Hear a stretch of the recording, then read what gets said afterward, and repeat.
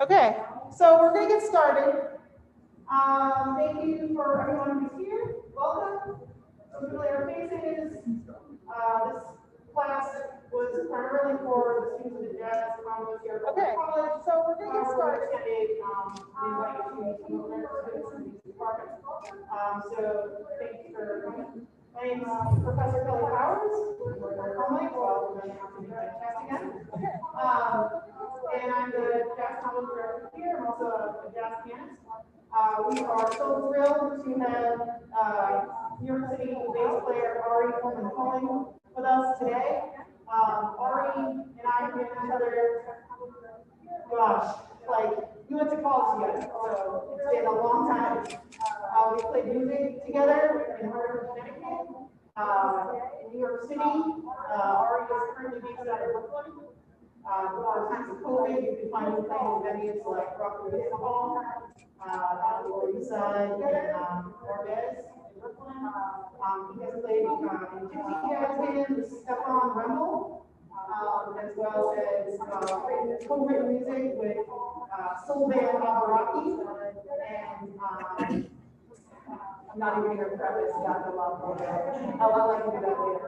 He's played with a number of different bands in various styles, and I'm so thrilled and excited to be able to introduce him to you all, and it's such a treat to be able to listen to him play today. And we're going to kick off with a solo improvised bass performance, and then we'll keep things moving along, and you'll be also hearing from some of the jazz college students here at Albright College later. Okay. Without further ado.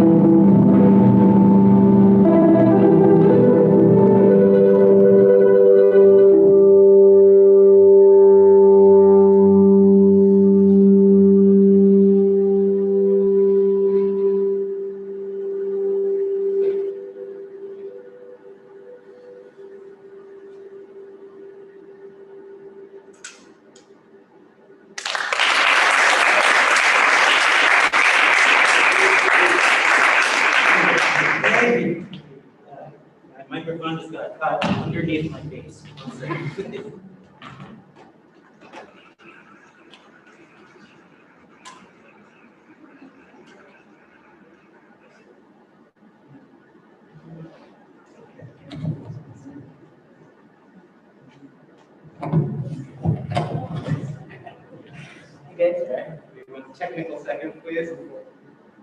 How does this, all right? Can you guys hear me? I guess you could probably just hear me if I was talking normally. But so, as Kelly said, my name is Ari Folman-Cohen.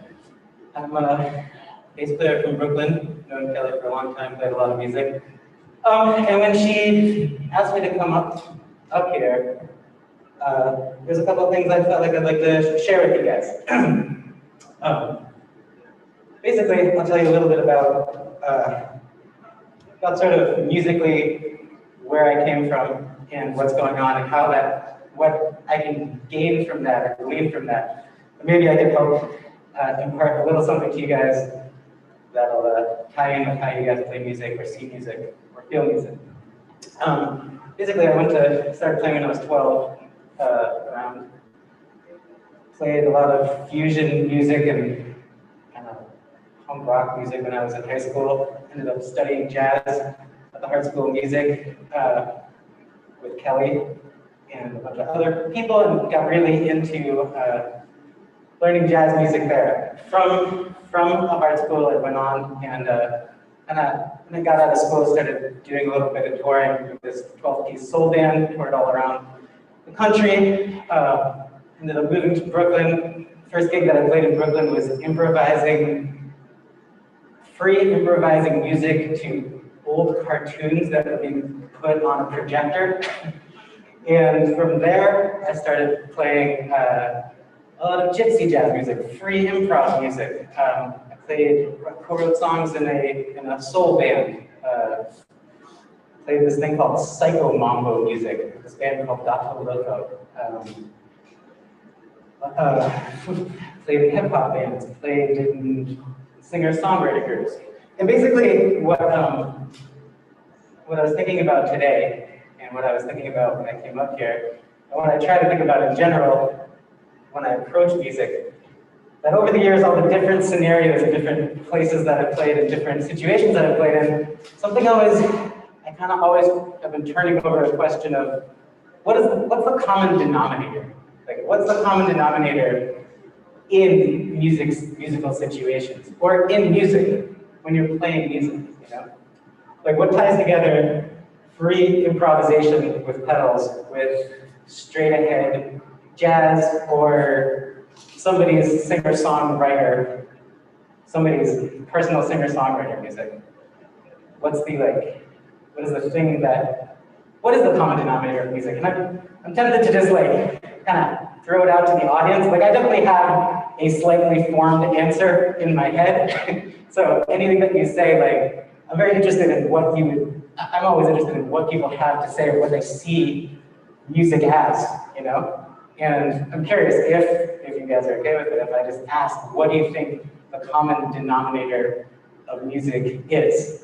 And there's no wrong answer in this scenario, you know, because everything that anyone is going to say is going to be right. I definitely have an idea of where I want to lead, but I'm just curious. So if anybody has just off the top of their head answer to that, please shout it out. Yeah.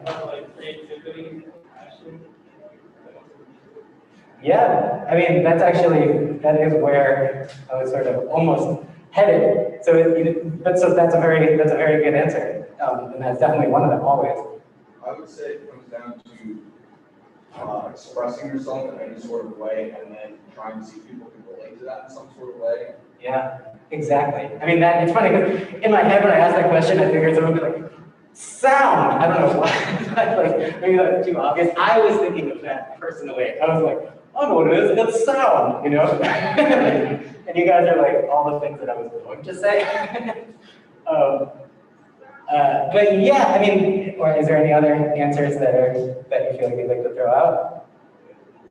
Brandon and Tyler nailed it, apparently. Yeah, well, They're telling us. I mean, the answer that would come to that, because even if you took apart all the other things all the other mentioned things, if you even look at it from the very basic components, sound, you know, okay, what is that? What is that?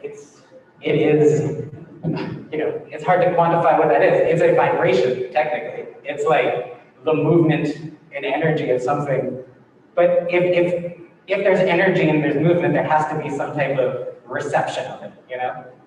And if you said sound, I thought that would be, you know, in my head, I was like, oh yeah, sound, that's something that ties it all together. Is that, and I do believe that's music, you know? I mean, it's interesting to me when I hear stories of like, you know, there's this classical percussion player named Evelyn Glennie, I believe that's her, you know? And she's deaf, as was Beethoven, I guess, towards the end of his life. And it makes you wonder, so if you say sound is the common denominator, then what's the definition of sound, you know? And how does, when I listened to an interesting class where she was talking, she doesn't hear sound, but she feels it, you know? She feels the vibration of it coming through her body and interprets it, because basically all sound is a vibration hitting a part of your body, you know? So if it hits a different part of your body, then it's interpreted differently, but it's still the same information, you know?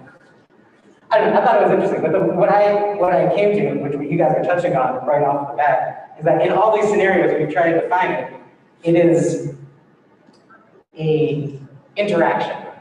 It's an interaction, and it's a communication, and it's a reaction. Something happens, and it doesn't matter how many people are involved in it. Like for myself, here, I am playing, and this is especially true, I believe, I want to sort of focus in on improvisation, because this is a jazz ensemble with, I think there's maybe a few other people from other different musical affiliations, I guess. But improvisation is a big part of all of that. And so the biggest part of that is reaction, you know? It's reacting, it's splitting the difference between what you want to happen in your imagination, what you visualize happening, and what's actually happening, you know? So in this scenario, if you start improvising, like a couple things are happening for me. Like one of my pedals is suddenly becoming wonky. So it doesn't do the things that I want it to do. But I have to then, I throw something out into the world, and you know, in this scenario, it comes back to me. And I have to react to it, you know? And that happens when you're playing. When you're playing, you throw it out, you throw it either to yourself, or you put it into the group ensemble, and people have to react to it, you know? And there's different ways one can react to it. So, you know, there's a way where people stick to exactly what they are visualizing in their head. They have a preconceived notion of what is going to happen. And if that doesn't happen, that can be a little jarring, right? Like if you're like, this is how it's gonna go, this is how it's supposed to go. When reality rubs up against that, it can be a little disconcerting, because you're like, this isn't what I wanted, this is not the way it's supposed to be, but it's like, and you can try to force it to be that way, or you can try to surf the energy that's coming at you in that scenario, and try to see how you can be present with it, you know? And I don't know, I'd like to focus my focus today, or what I feel like I could try to play around with a few things with you guys, is trying to become comfortable with that idea. Taking out the ideas of what is good, what is bad, you know, what is the right thing to do, what's the wrong thing to do, and sort of try some experiments on how to focus on the interaction of what's happening. And get a little bit away from the, I don't know, the sort of like, the tyranny of what is supposed to be happening, if that makes any sense, you know? And I mean, as a disclaimer, I'm sure, you know, Kelly, Professor Powers, like, shows a lot of, I mean, and I believe this is really true, like to be very comfortable in specific scenarios, like, you know, the other thing to all the scenarios that I play in is that I really try to learn the music. I try to get very comfortable with the like idiom that I'm playing. I try to really learn the music that I'm supposed to be playing. And when you do that, it takes away a huge amount of pressure that one puts on themselves in the moment, because you're very comfortable. You know what you're doing. But I think there's so many different types of music and so many different genres, and when you're in improvisation, there is elements of music that are not genre specific that I feel like are fun to play with, you know? And to be able to interact with other people very spontaneously, you have to have a lot of trust. You have to trust the other people that you're playing with that they're going to be trying to make the situation sound as good as possible for everybody. And then it's not gonna always work. And that somebody's gonna do something wonky or not what you like. And that how can I react to it to elevate that moment, you know? And yeah, I think that's an important skill. I mean, something that comes to mind if we're talking about just from the jazz music idiom is a story I read. I don't know if you guys have you listened to Keith Jarrett? Or do you know Keith Jarrett? You talked about it. He's an amazing improvisational jazz piano player. And he has this one really famous concert called the Colne Concert. Colne Concert. Colne Concert! And I was reading something about it because it's probably his most famous piece of work. I would say one of them, right? And it's totally improvised, 100%. And what I read was that he got to the piano, and he's like a notoriously persnickety piano player who, you know, very prima donna, who will like walk away from a concert, you know, just that type of attitude. But he got to this concert, and the piano was not what he wanted. It had like a strange register, like a mid-register. It wasn't sustaining as much as he wanted to.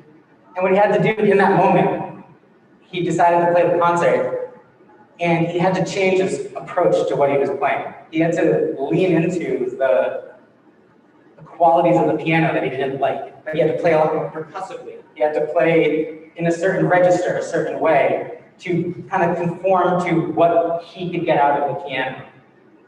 And I don't know, I thought that was a beautiful story because that sort of illustrates the best form of what you can get out of improvisation if you take it out of what you're supposed to do or very genre specific. And I don't know, I would like to do a couple of things with you guys. I know you guys have prepared some music, and I'd love to like listen to a little bit and then do a couple exercises that maybe you guys could take some things out of that might you know, be able to sort of remember in the moments where you're trying to figure out how to get that experience, you know? And if that sounds good to you, I mean, the first thing I'd love to just hear you guys play let me move. For sure. Let me move this stuff. I'm really scared. So, Can you turn your mic off? Oh, it's like feedback. It's up on this time, yes. Like that? Yeah. All right. test. Okay, so see, it's like another example of what the universe throws at you. All right, so we're going to invite up some students to come up and play All the Things You Are. We just recorded this on Tuesday for part of our spring concert on April 30th, 7:30. We'll be on Zoom. We're going to have Megan Ordakowski come up on piano, and Michael Gruber on bass, and Cassie Thornton on vocals. We're going to play All the Things You Are, and then Ari can critique us. So come on up. Don't be shy.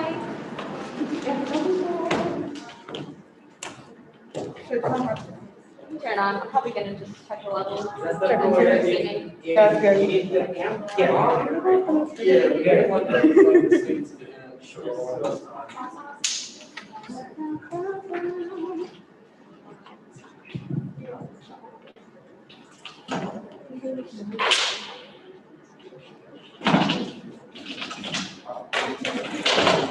And for anyone interested in checking out the Keith Jarrett Colne concert, it's K-O-L-N as in Cologne, Germany. It's incredible. Go check it out.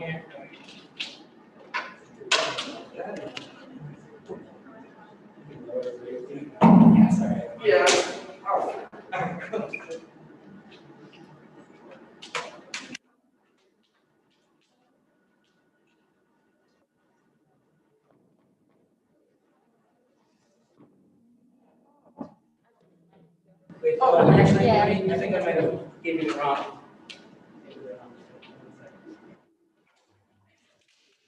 Okay.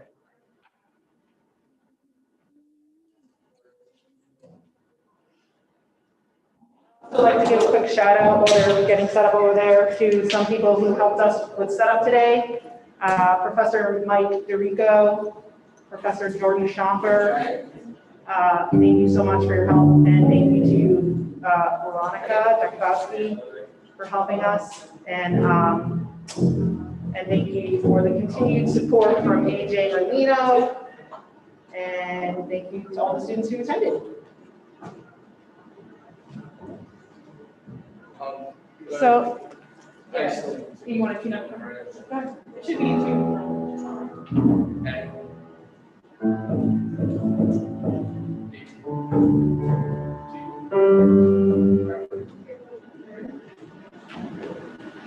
So,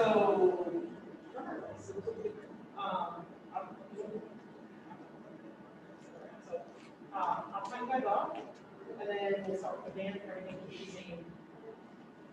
All right, you good? Good. Starting with the band, right? So we're going to do 4 and then we'll do 3. So 1, 2, 3, 4, 1, 2, 3.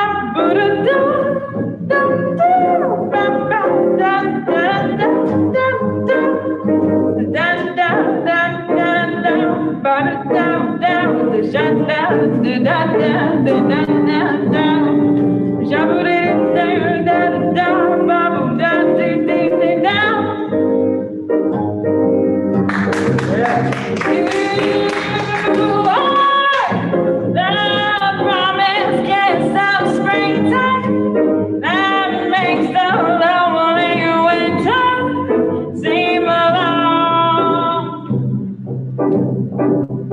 You are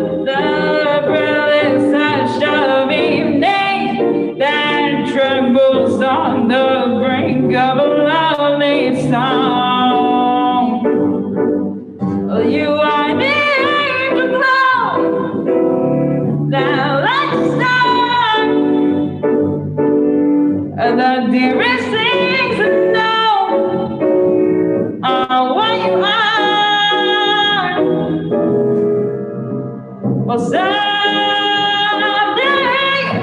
my happy arms will hold you, and someday I'll know that moment divine when all the things you are, when all the things you are, when all the things you are mine.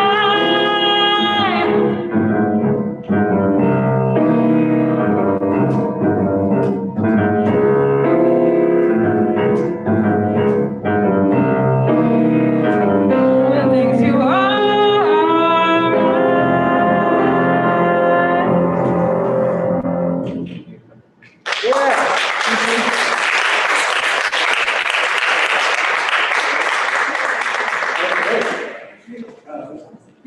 Want me to stay up? Yeah, I'd like to, would you guys mind staying up and trying to do things? That actually, yeah, I did a couple things that, first of all, I just want to say that was great. You sound really strong and confident. Thank you. And like, doing your thing, and talking about the world throwing us stuff. There's no drummer. Which I was expecting there would. You guys are probably expecting there to be a drummer, right? Yeah, I was not expecting Justin to set up the kit when I was. You're here. Yeah. He just came in like, Oh. turn your. I turn my thing on now. But So that was the first time they played as a trio. right. So I was gonna say, that was really cool. You could tell you guys on the fly, just like readjusted. You were holding strong. You were very like supportive and outlining them very clearly.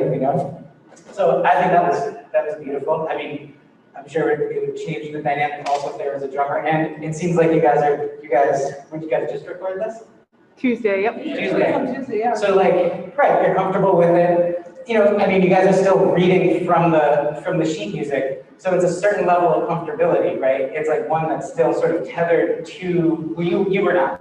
I guess I don't know. Oh, no, I heard the song, I was like, oh. Yeah, right, which is a different thing for singers, obviously, a lot of times there's. But, kind of one thing I touch on is that like, and I do this all the time, is the sort of, the reliance on the music.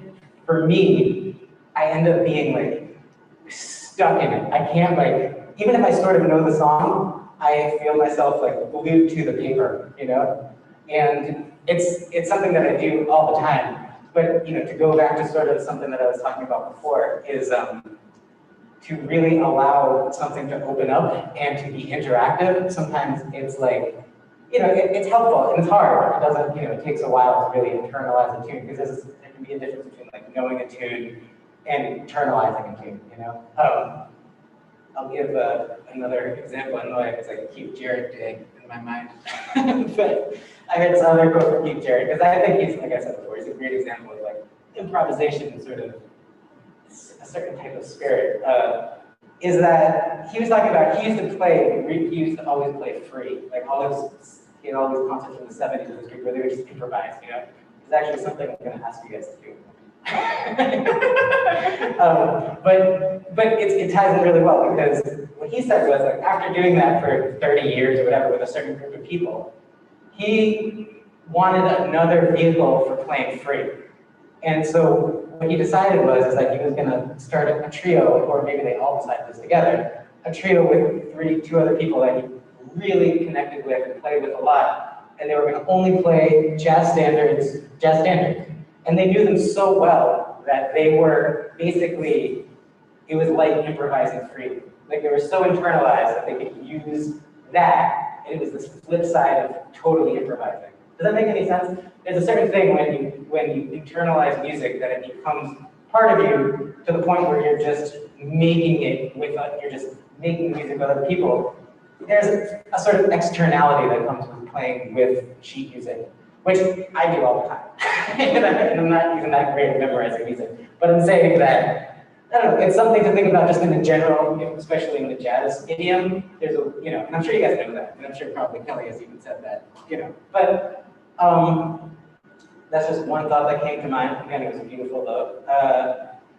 But I would like to try something, and again, like, if you guys are comfortable with this, I would love to just improvise a little bit. And the thing about this is that there's nothing wrong you can play.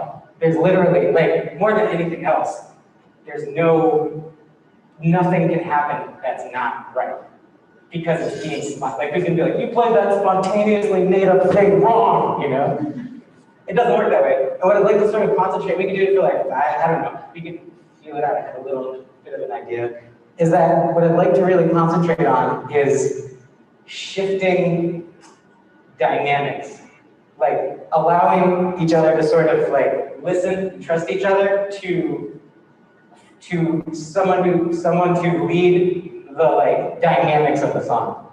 And and like kind of going quieter, lower, it doesn't have to be anything. But if someone's feeling something, like allowing it to sort of come out and then having everyone else sort of support that, you know? And I don't know, does that sound like something? And it could be, like I said, it could be spontaneous, it could be one note, it could be totally dissonant, it could be totally a one chord jam. There's nothing wrong with that happening, you know? And so, and honestly, like, I'd like to even start just to get the so that there's no reason to like, how do we ease into this, how do we not ease into it? I'd like to just start at full blast. Just be like, you know, like something really, and then somebody start some type of theme, and then see how you guys come together, and then try to follow, kind of feel who's like leading the dynamics, and sort of let it sort of go around. There's no wrong way to do it. It's just an exercise in interaction and listening. Is that cool? Yeah. Okay, cool. All right. All right. So I don't even know if one counts off something like that, but just like sort of just like joyous noise to start off, and then some, you know, and it's sustain it, and somebody starts something. Even if it's two people starting at once, it doesn't matter. So I'll just like shoot a flare gun off into the air. Yeah, I was gonna say, so you want it to be like 5 minutes or so? Yeah, 5 minutes. Yeah, exactly. I'll like I'll jump up in the air when it's over and freeze like. Okay, all right. So all right, I'm gonna turn my thing up. So just do it all together. I want you guys to all start together, just hitting whatever comes to your head. So they're thinking, sorry, is my thing on? They're thinking dynamics right now, like fortissimo. Yeah, right now, like to start so that there's no like. So textures more? I would say just to start off, just like a noise, you know? And then somebody starts something, and then it doesn't matter what it is, just try to then pay attention to dynamics. Who feels like they're leading the dynamics? And just try to interact, try to see how you guys, the main point is listening to each other. It doesn't really even matter what happens so much. It's just a matter of like listening and interacting. But to get the like timidness out of the way, just everybody like, and then just stay, yeah, okay. 1, 2, 3, improvise! Yeah.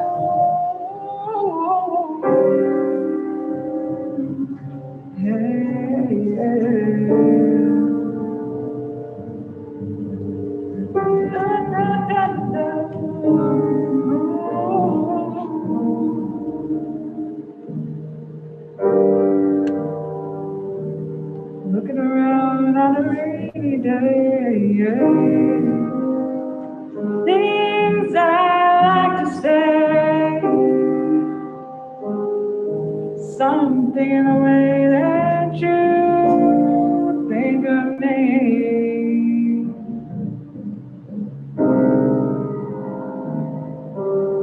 Looking around, something that I found. Things going uphill and things going down.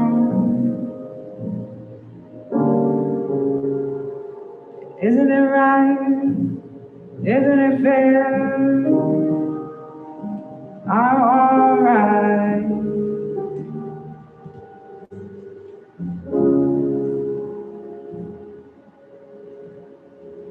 I was your day, 'cause mine was alright by the way. Nothing to do, nothing to say.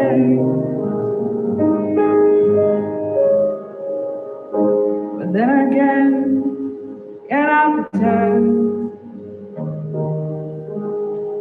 it ain't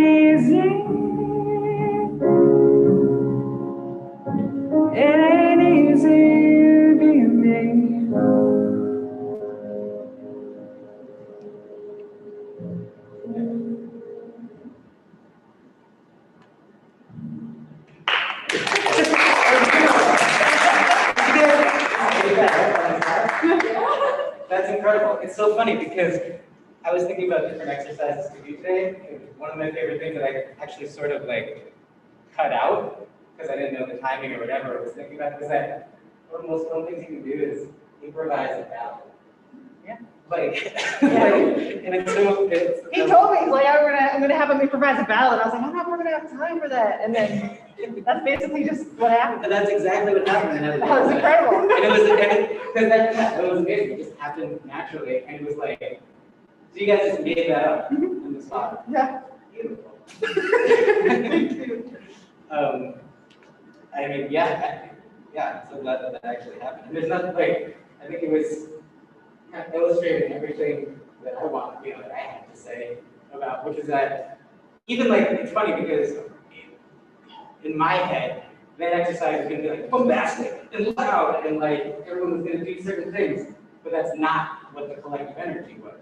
So it was like my idea. It was like, let's start off like this, yeah, and just like beautiful ballad, And I think that's so perfect that you guys are doing that. Yeah. It just kind of shows like, first of all, it's not, if I didn't know that if I walk in, I would assume you guys playing a song, like a popular song or one that you guys have written together. So it really illustrated like the listening aspect of how you guys are playing and the interaction. So I don't have much more to say that. I'm glad you guys did that. I'm glad that came out. And it's a fun exercise. Honestly, one of the best things that I was going to say, if you ever want to just have fun, improvise a ballad. Like you come up with, I feel like people come up with amazing stuff when they do that. So yeah, thank you guys so much for playing, and thank you for indulging me in that. Yeah, I just want to introduce these students one more time. What's that? I just want to reintroduce the students one more time. So Kathy Thornton on vocals, Michael Gruber on upright bass, and Megan Orgakowski on piano. And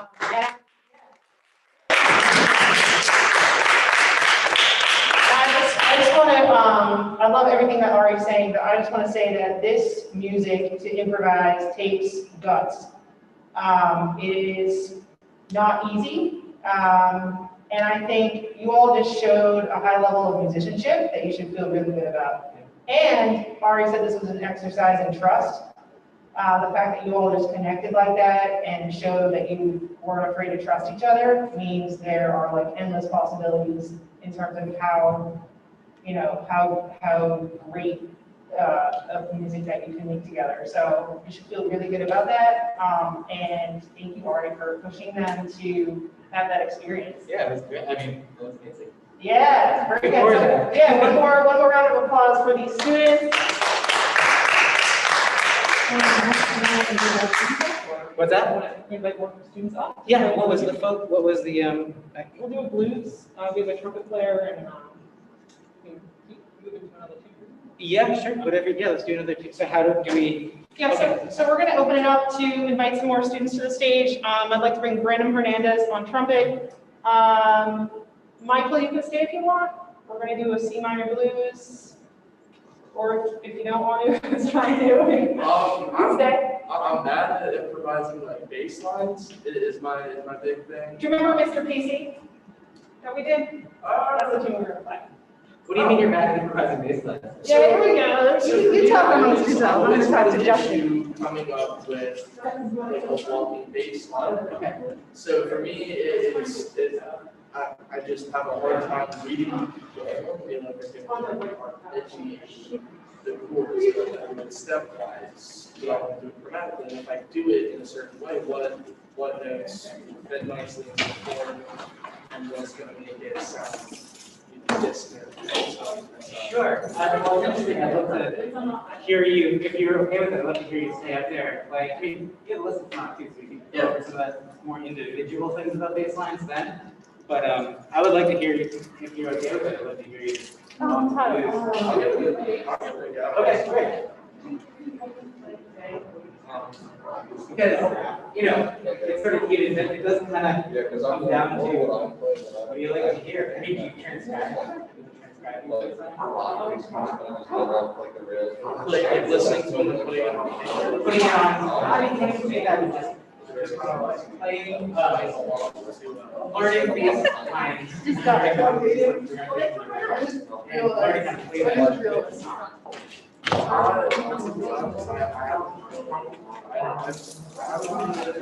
That's it, like, more intricate, just like, I'm sure if I listen to it on repeat over and over and over and over.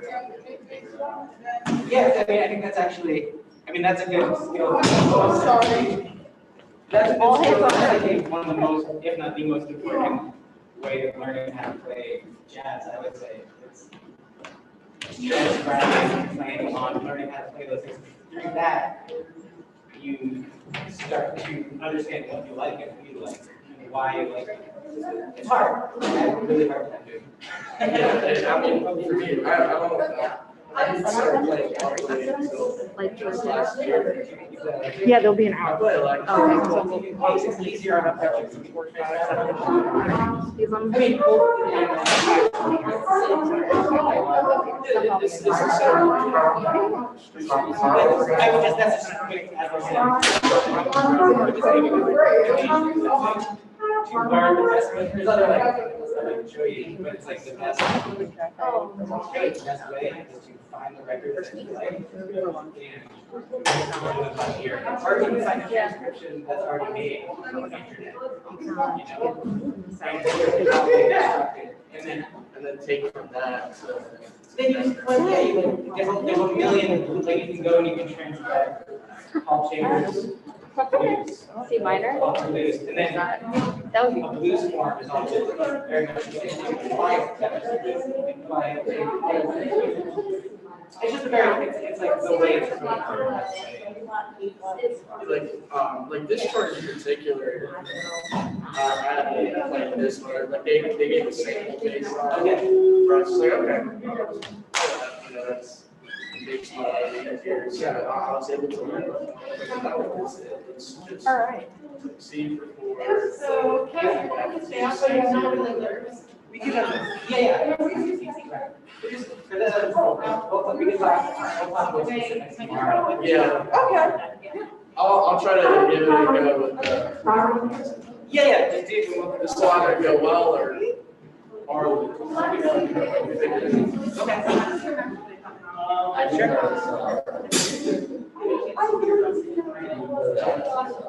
And did you want to,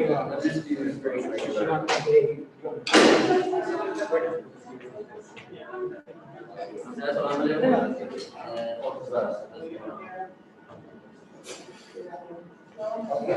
maybe we want to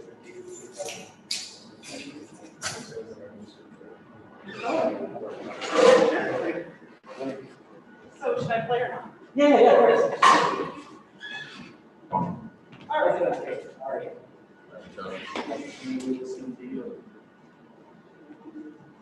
Can you hear me? All right. So we have Brandon Hernandez on trumpet, Justin Stryker on the drums, and once again, Michael Brewer on the upright bass. We're going to be playing a John Coltrane tune called Mr. PC. This was featured on our winter concert. You will not hear this on the upcoming spring concert. But yeah, we had a slightly different instrumentation for last winter, so it'll be interesting to see what happens today. And you'll be hearing Brandon play the melody, and then we'll do a trumpet solo first, then a piano solo, and then, do you want a solo? I haven't tried it yet on this, but we'll see what happens. All right, so bass I'll do solo, some solo. and then we'll play the head up with Brandon. I feel like microphone's kind of. Why don't you play the head twice? Okay, yeah.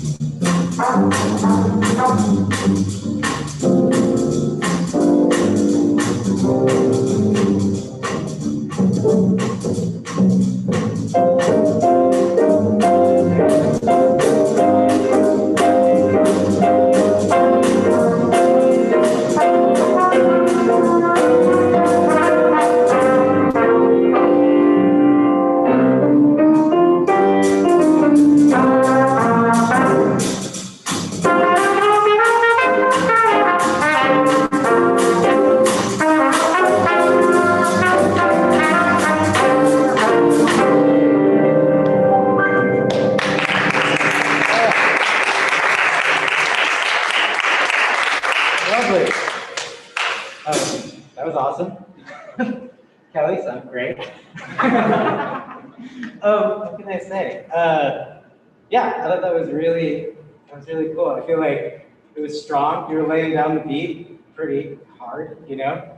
I really liked what you were doing with the bass lines. And Jared, you're outlining chords all the time. I liked what you're doing with your solo too. There were some things that I was actually maybe going to touch on, but I like something I personally like is strong rhythm. Like you were doing these moments where you were like, like keeping on one note and really sort of trying to accent a rhythm. And I really enjoyed that. And I thought that was great. You sounded beautiful. You were playing great stuff, and your tone was lovely, and it was all wonderful. Let me think. There's like a couple things that I can sort of, just throw into the ether a little bit. That one thing that I think that is helpful for solo playing, and I feel like especially trumpet, I don't know, especially, is that there's two things. One I actually heard always made me think it was from a Wynton Marsalis's Masterclass at art school. You like Wynton Marsalis? Yeah, I like it. So I'll say that for the second thing. The first thing I'm going to sort of say is that you were playing all this beautiful stuff, right? And maybe, there's something very powerful sometimes of even just leaving silence. Do you know what I mean? Like, it gives, and I'm not saying, and you don't have to, there's also beauty in just like, and you weren't playing too much or anything like that. That's not what I'm implying actually, because I don't think you were. But something that can really elevate a solo or a band is this moment where you leave silence and you allow the band to do something so that you can take it and you can react to it. Or you can also, this is the part that I remember hearing from the Wynton Marsalis Masterclass, is the power in strong, long notes. That was something that always sort of stuck with me. And it was like, so even if you leave silence and then you come, you gather your breath almost, and you're just like, that's what I should say. It should sound like a giant chicken.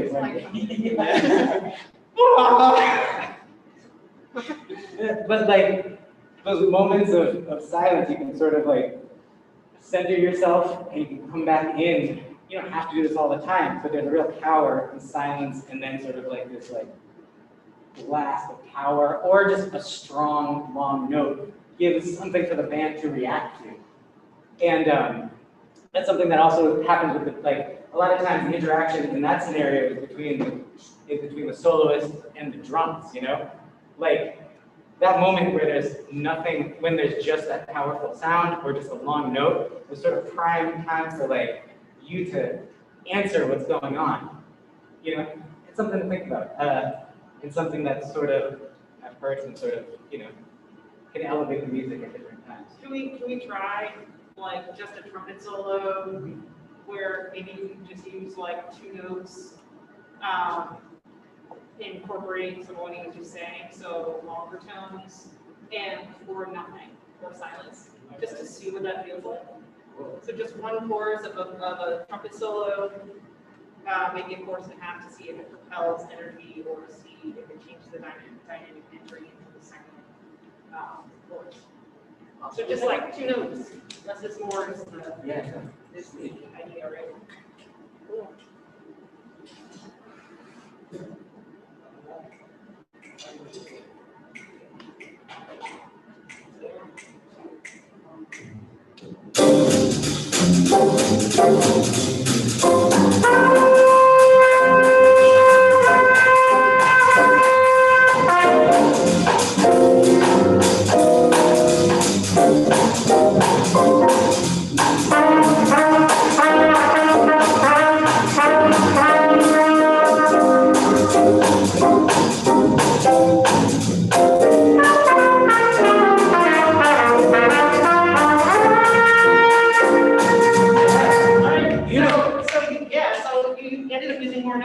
Towards the end, but that was cool.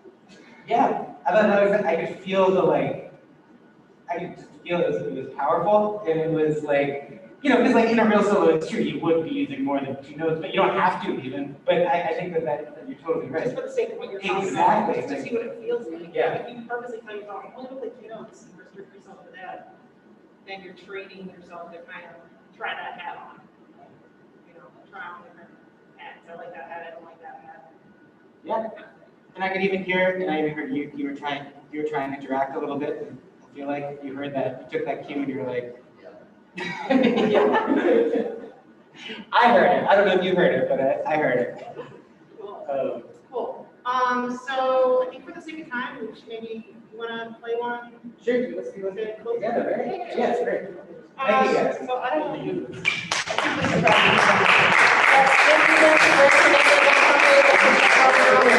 Michael Hoover on the bass. And I think Ari and I are just gonna play one more tune for you all to close things out. Once again, special thanks to Ari Folman-Cohen for making the trip from Brooklyn and enlightening us all here at Albright College. Hopefully y'all learned something today. And we love having you, so thank you so much for coming. And one more round of applause for Ari, and then we're going to close it out.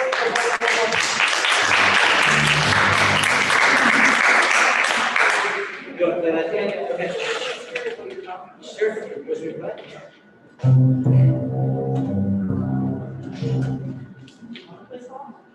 Sure. That's fine. Play half of it. Okay, go ahead. Let's get the two of us. Yeah.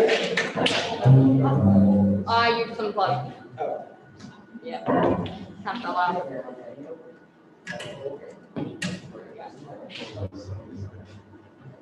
Okay, cool.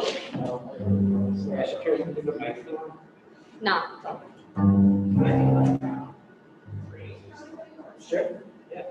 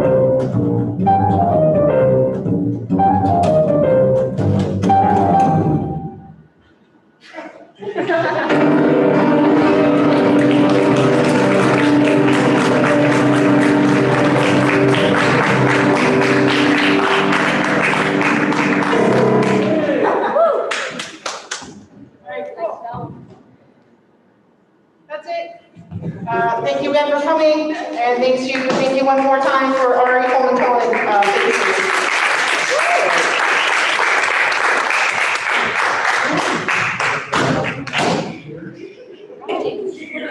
All right, so now we've got to break down all this.